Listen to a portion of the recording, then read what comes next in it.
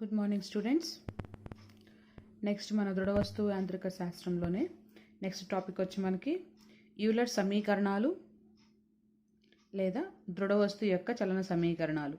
ఇది మనకి most important. 12 మార్క్స్కి ఇస్తాడు. 12 మార్క్స్కి అంటే లాంగ్ క్వశ్చన్ అనమాట. ఇది long answer. So long question ఇది గుర్తుపెట్టుకోవాలి. యూలర్ సమీకరణాలు అనగానేమి, దృఢ వస్తువు యొక్క లేదా దృఢ వస్తువు యొక్క చలన సమీకరణాలకు యూలర్ సమీకరణాలను వివరించండి అంటారు. వీటి యొక్క అనువర్తనాలను కూడా వివరించండి అని 12 మార్క్స్కి ఇస్తాడు. సో దీని కంటిన్యూ కూడా ఉంటుంది. అవి అనువర్తనాలు అనేవి అవి కూడా చెప్తాను. ఓకేనా. ఫస్ట్ అసలు యూలర్ సమీకరణాలు మనం ఏం చేస్తున్నామంటే భ్రమణ చలనంలో ఉన్న దృఢ వస్తువు యొక్క సమీకరణం తీసుకుంటాం అన్నమాట. ఓకే. భ్రమణ చలనంలో ఉన్న దృఢ వస్తువు యొక్క సమీకరణాన్ని మనం tau is equal to dl/dt అనేది భ్రమణ చలనంలో ఉన్న దృఢ వస్తువు యొక్క సమీకరణం అనమాట. దీన్ని మనం ఫస్ట్ ఈక్వేషన్గా తీసుకుంటున్నాం. అయితే ఇప్పుడు దీన్ని మనం అంతరాళం పరంగా అంటే స్పేస్ పరంగా తీసుకున్నప్పుడు ఏ విధంగా ఉంటుందన్నమాట. అంతరాళ పరంగా. సో అంతరాళ పరంగా తీసుకుంటే ఏ విధంగా ఉంటుంది అంటే ఏమంటామంటే ఇక్కడ టౌ, ఇది టౌ టీలానే ఉంటుంది, కాకపోతే టౌ ఇది టౌ అంతరాళం ఈజ్ ఈక్వల్ టు dl/dt అంతరాళం అనమాట. సఫిక్స్లో మనం అంతరాళం పెడతాం. సో ఈక్వేషన్ 2గా తీసుకుంటాం దీన్ని. కానీ మనకి జడత్వ భ్రామక టెన్జాల నుంచి మనకి ఈక్వేషన్ వచ్చింది కదా. మనం నేను లాస్ట్ వీడియోలో చెప్పాం కోణీయ ద్రవ్యవేగం మరియు జడత్వ భ్రామక టెన్జాల మధ్య సంబంధం ఉన్నది కదా. సో ఆ జడత్వ భ్రామకం యొక్క టెన్జర్ అది ఒక వస్తువు పరంగా తీసుకుంటున్నాం కాబట్టి దాన్ని ఇలా రాస్తున్నాం అనమాట. సో ఎల్ వస్తువు, మనం దీన్ని ఎలా అంతరాళం పరంగా తీసుకున్నామో దీన్ని మనం వస్తువు ప్రకారంగా తీసుకుంటున్నాం అనమాట. I⍵ వస్తువు. సో దీన్ని ఈక్వేషన్ 3గా తీసుకుంటున్నాం.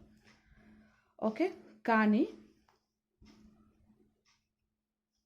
dl/dt అంతరాళం is equal to dl/dt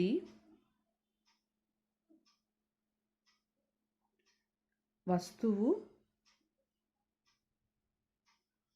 plus omega cross L అనమాట. సో ఈ విధంగా తీసుకుంటున్నాం. కానీ dl/dt అంతరాళం అంటే మనకి ఇక్కడ టౌ అంతరాళం కదా. సో అదే రాస్తాం ఇక్కడ. టౌ అంతరాళం ఈజ్ ఈక్వల్ టు, ఇది dl/dt వస్తువు అంటున్నాం కదా. కానీ ఎల్ వస్తువు అంటే మనకి dl/dt వస్తువు అనేది లేదు.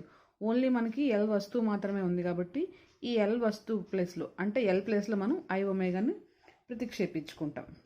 సో దీన్ని ఎలా రాస్తామంటే d/dt ఆఫ్ ఎల్ అంటే మనకి I⍵ plus omega cross L అనమాట.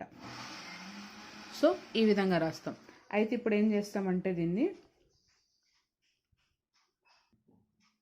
ఓకే. ఇప్పుడు మనకి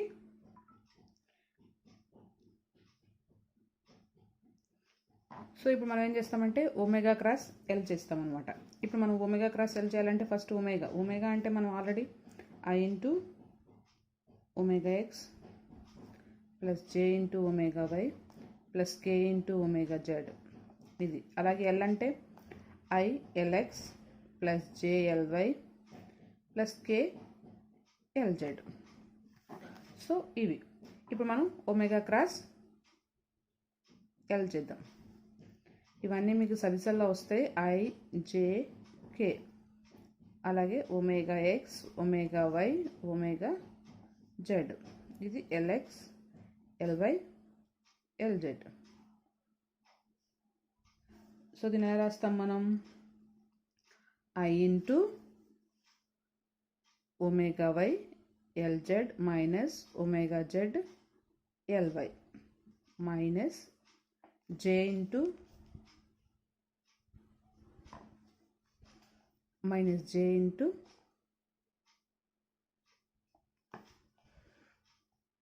omega X L Z minus omega Z L X plus K into omega X L Y minus omega Y L X. Okay, కానీ మనందరికీ తెలిసిందే L is equal to I omega అనేది. So ఈ L ప్లేస్లో మనం అవి ప్రతిక్షేపించుకుంటాం. సో ప్రతిక్షేపించుకుంటే I into omega Y, L Y అంటే ఐజెడ్ ఒమేగా జెడ్, అలాగే ఒమేగా జెడ్ ఎల్వై అంటే I Y omega Y minus J into omega X I Z omega Z, అలాగే omega Z into I X omega X plus K into omega X L ఉంది కాబట్టి మనకి I Y omega Y, అలాగే omega Y అంటే I X omega X. Okay,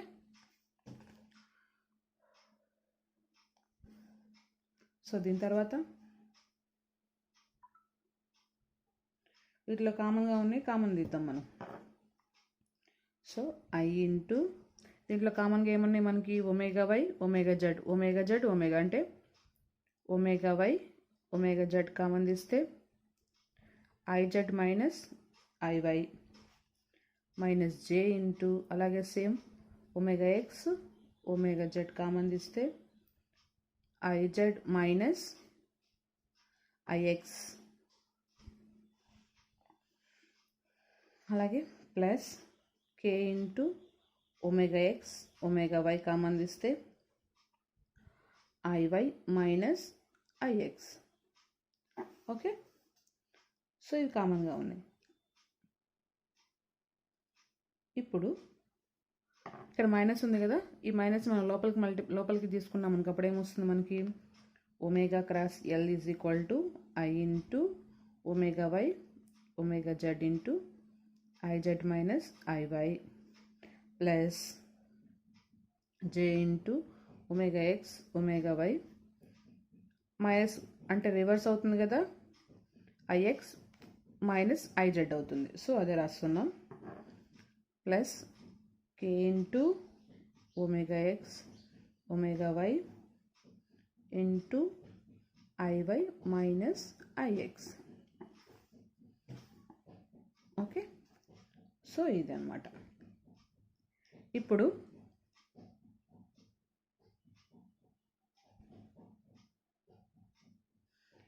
ఇది వాల్యూని మనం ఈ సమీకరణం అంటే ఇప్పుడు మనం సమీకరణం 4 అనుకుందాం. సో సమీకరణం 4లో మనం ప్రతిక్షేపించాం. ఈ సమీకరణం 4 నుంచి మనం సో సమీకరణం 4 నుండి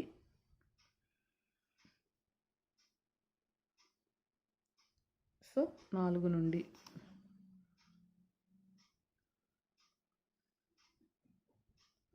అప్పుడేమొస్తుంది, దానిలో మనం అది ప్రతిక్షేపించామనుకోండి, ప్రతిక్షేపించుకుంటే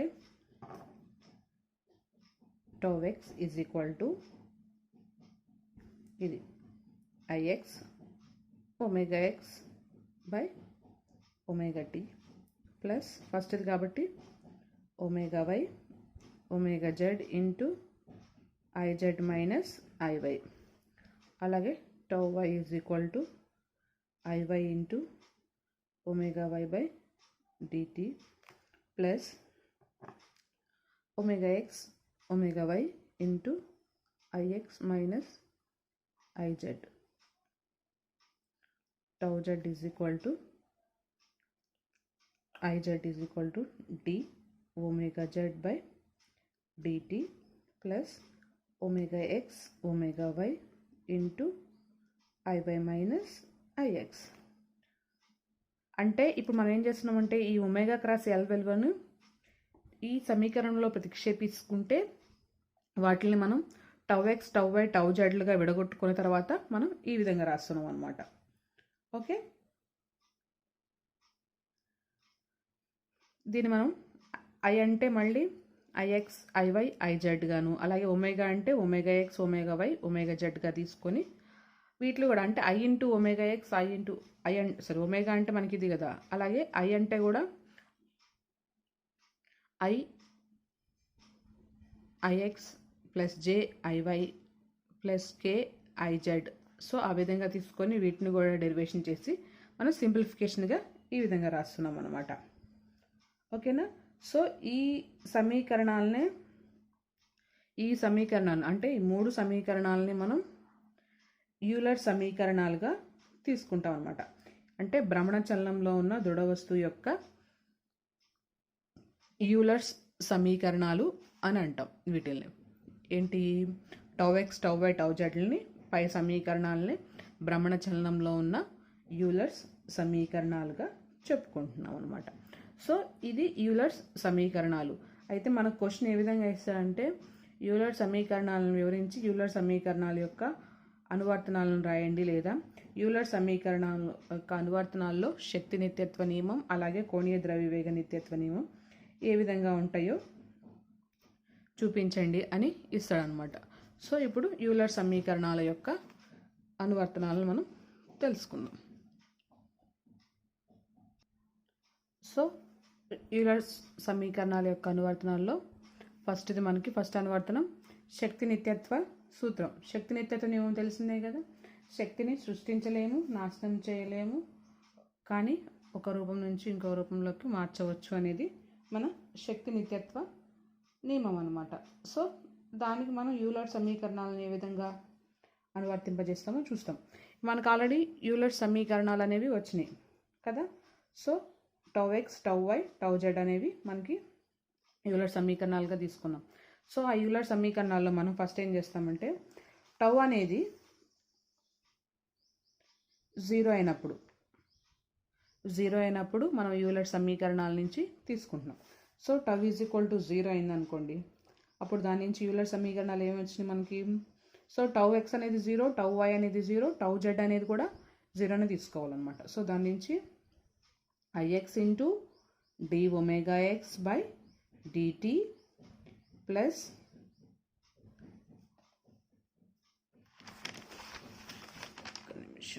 IZ minus IY. Okay, IZ minus IY into omega why omega z is equal to 0, ఎందుకంటే టౌ ఎక్స్ అనేది 0 కాబట్టి. నెక్స్ట్ అలాగే tau y into d omega why by DT plus IX minus IZ into omega X omega z is equal to 0.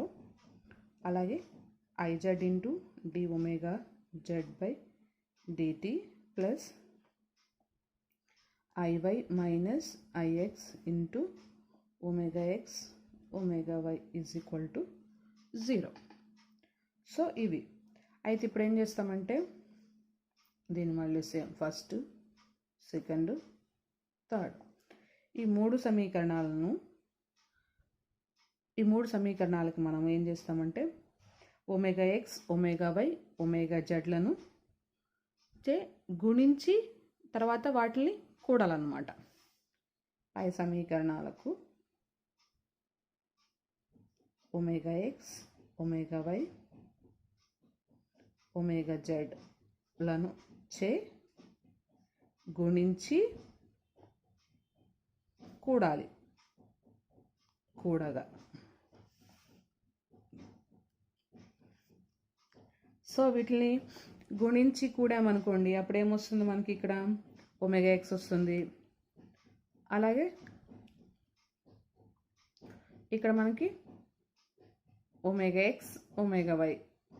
So చూడండి మనకి ఇక్కడ చూపిస్తున్నాను minus IZ plus IZ cancel అవుతుంది, మనం కూడమంటున్నాం కాబట్టి క్యాన్సిల్. అలాగే plus IX minus IX cancel, ఎందుకంటే సేమ్ ఇక్కడ మనకి ఏమొస్తుంది ఒమేగా జెడ్ వస్తుంది, ఇక్కడ మనకి ఒమేగా వై వస్తుంది. సో ఇలా మొత్తం క్యాన్సిలేషన్ అంతా అయిపోయిన తర్వాత చివరికి మనకి మిగిలింది IX d omega X by dt into omega x. Only ఈ ఐటమ్సే మిగతాయి మొత్తం మనకి క్యాన్సిల్ అయిపోతాయి. So IY d omega y by dt into omega y plus అంటే సపరేట్గా సమీకరణం 1కి మనం ఒమేగా ఎక్స్కు గుణించాలి, సమీకరణం 2కి ఒమేగా వైని గుణించాలి, సమీకరణం 3కి ఒమేగా జెడ్ను గుణించాలన్నమాట. గుణించిన తర్వాత వీటిని కూడాలి, కూడితే మనకి క్యాన్సిల్ అయిపోతాయి. సో అవి d omega Z by dt into omega z is equal to 0. Okay, so వీటిలో మనకి కామన్గా ఏముంది, డి బై డిటి అనేది కామన్గా ఉంది కాబట్టి దాన్ని బయటకు తీసుకొస్తాం. D by DT of IX into omega x square plus IY into omega y square plus IZ into omega z square is equal to 0. Okay,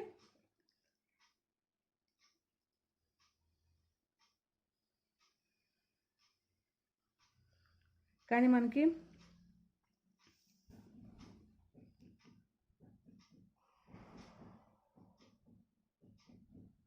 L is equal to మనకి I omega కదా, L అంటే మనకి I omega అవుతుంది. కానీ మనకి L is equal to మనం I omega అనుకుంటాం, కానీ ఇక్కడ మనకి I ఒమేగా స్క్వేర్ ఉంది. సో కైనెటిక్ ఎనర్జీ అంటే హాఫ్ I ఒమేగా స్క్వేర్ అనమాట. సో ఈ మొత్తానికి మనం దీని నుంచి ఎలా రాసుకోవచ్చు, 2 kinetic energy is equal to half omega స్క్వేర్గా రాసుకోవచ్చు కదా. సో దీని ప్లేస్లో మనం 2 కైనెటిక్ ఎనర్జీ అంటే డి బై డిటి ఆఫ్ 2Kగా రాసుకుంటున్నాం is equal to 0. Okay, so దీని నుంచి 2 అటు తీసుకుపోతే 0 అవుతుంది మనకి. dk by dt is equal to 0. So దీని నుంచి k అనేది మనకి స్థిరం.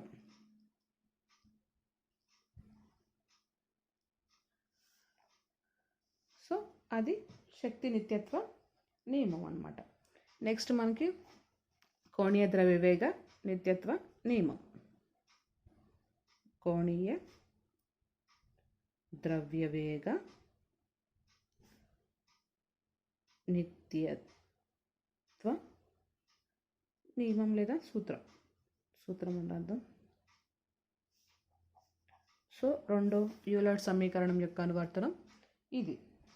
సో దీన్ని కూడా సేమ్ మనం ఇప్పుడు మనం ఏం చేస్తాం, సేమ్ శక్తి నిత్యత్వ నియమంలో లాగానే టౌ అనేది 0 తీసుకుంటాం. సో టౌ అనేది 0 తీసుకున్న తర్వాత సేమ్ వీళ్ళలాగా టౌ 0 అయితే సేమ్ ఏ సమీకరణాలు అనేవి మనకి వస్తాయి కదా, IX IY IZ ఇవే సమీకరణాలు అనేవి మనకి వస్తాయి. సో అయితే ఇప్పుడు ఏం చేస్తాం, ఇక్కడ మనకి పై సమీకరణాలకు మనం omega X omega why omega జెడ్లచే గుణించి కూడాం. అయితే ఇప్పుడు ఈ సమీకరణాలకి మనం I omega X I omega Y I omega Z అంటే IX omega X IX IY omega Y IZ omega జెడ్లచే గుణించి తర్వాత కూడదాం అన్నమాట. సేమ్ సమీకరణం పై సమీకరణాలకి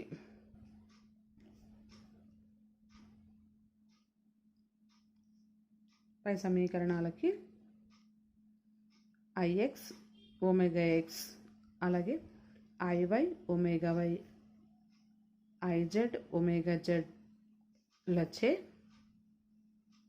గుణించి కూడగా.